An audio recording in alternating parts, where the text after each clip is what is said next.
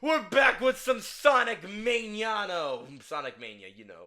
By the way, as of recording this, when I uploaded it, it would have been 2 days ago since I started recording, and this is not an April Fool's Day joke, because, you know, my channel really did start on the 1st of April. But hey, we're talking about Sonic Mania, my favorite Sonic game ever, which might be a bit of a, well, that's kind of obvious, but hey, Sonic Mania really is a good game. We cannot understate that, because this was really, really good. It kind of brought the Sonic franchise out of the, well, garbage after a while, after generations, you know, but let's get to it. Remember, make sure to hold on to all your zones and get the new ones. Fill out the intro. Look at his art style. Look at the animation. It's so cool with the music. Why couldn't there be another game like this? Like, this animation is incredible. It's off like Sonic 3, where Sonic's on the plane, Tails is flying at, land on an Angel Island zone. Though in Encore mode, you can play a little bit, but not here. But anyway, typical stop Eggman for the week because he dug up the Phantom Ruby, which we gotta stop, which can, I guess, send you other zones and do a bunch of magical stuff. You just gotta stop him, essentially.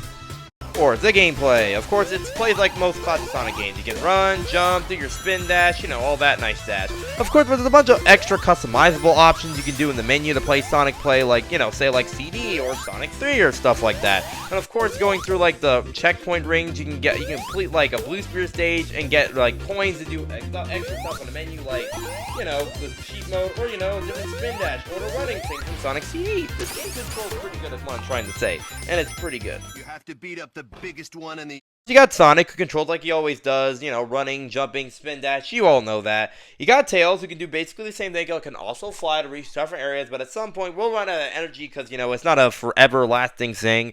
Then you got Knuckles, who can also climb up walls, not like that dumb crap in Sonic Boom where you can only climb up specific walls. He can climb up any flat surface and also glide, so that's pretty nice. You got Mighty, who can take a spiked hit, and also, and typically in the Encore mode, he can go in the pits and find other different areas of the level right down below. Don't make an Australian joke, but someone inserted here. And then Ray, the flying squirrel, who doesn't look like a squirrel, but he can also glide. So like Knuckles, but it's a little bit more tricky to pull off. It's kind of like the cape from Super Mario World. They picked kind of remind me of how they did it in Sonic Generations, where a lot of the levels are like older areas from Sonic's past, just more in a classic format than like combining like a modern and classic format. And honestly, if you take inspiration from Generations, that automatically makes the game good. Of course, you got Green Hill Zone, because it can't be a Sonic game unless you put Green Hill Zone in there, because it's basically a requirement. Chemical Plant Zone, which is looking pretty nice, and one of the great best zones from Sonic 2, obviously. It's doing pretty good here, and I still don't know what that chemical water does, but don't touch it just in case. Flying Battery Zone, you know, from coming out from Sonic 3. You gotta love those airship levels. Totally not taking inspiration from Super Mario Bros. 3, but it's still pretty cool. And probably the best zone in the game, one of the newer zones, Studiopolis. Like the music, the colors, the movie theater aesthetic, like Hollywood. It's so cool. Like, this is not like Superstars, but this is absolutely incredible. Like, this is probably the best zone in the entire game, and one of the best zones from like a classic style Sonic-like game, essentially. And then ending it out with another one of these zones, Inside City Monarch. Kind of confusing, but still a really fun and good way to end out this game. You gotta love it. Pretty good. Interesting setup with the zones and acts. The first act in each zone is always like similar to a level designed up like the Sonic game was originally from. While the second act is a completely new level. So coming back to an old one like Hydro City, seeing the first act be in like the regular one from the original game, but then seeing the second act have new level design and mechanics is absolutely a great idea.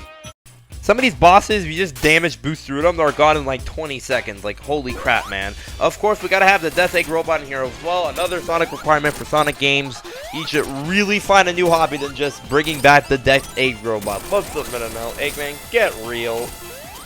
This boss with the weather, Eggman controls stuff like lightning, rain, wind that might suck you up into the spikes on the ceiling above you. You got the Hydro City boss where you gotta use Eggman's own flying mech to use its own technology against him and hit him into the propellers. Gotta love the irony there, no pun intended. And then we're bringing back, like, the boss in Mirage Luzo, bring back Bark the Fang the Sniper, Knack the Weasel, Bark the Polar Bear, and Bean the Dynamite. Like, who would have thought we would have seen these guys in, well, any Sonic game, to be honest. And the final boss sure is a final boss. Hit him 4 times.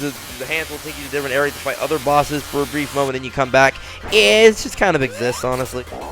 Zones are incredible. Taking inspiration from Sonic CD on a racetrack, you gotta collect a bunch of blue orbs to go faster and keep rank, keep your timer up.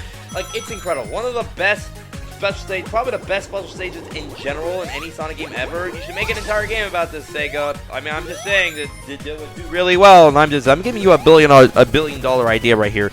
Come on, Sega, do this. It's great. Encore mode, which is just mania mode, but all the color palettes are different. Maybe a couple different platforms. And you can swap characters whenever you hit special boxes. It also got a neat pinball minigame as well. But other than that, Encore mode just also kind of exists. Sonic Mania being absolutely incredible. Like, this is my favorite Sonic game in general. Like, you should play it. Like, this game is incredible. Check it out and play it. Good time. Go fast as a medical condition. So yeah, that's Sonic Mania. This game is still incredible. Available on everything. You guys just gotta play this game. This is incredible. Probably out of all the classic Sonic games, one of the best, and out of all Sonic games in general, also one of the best. I'll see you next time for Yu-Gi-Oh! Diamond Pokemon video games. See you next time. See ya.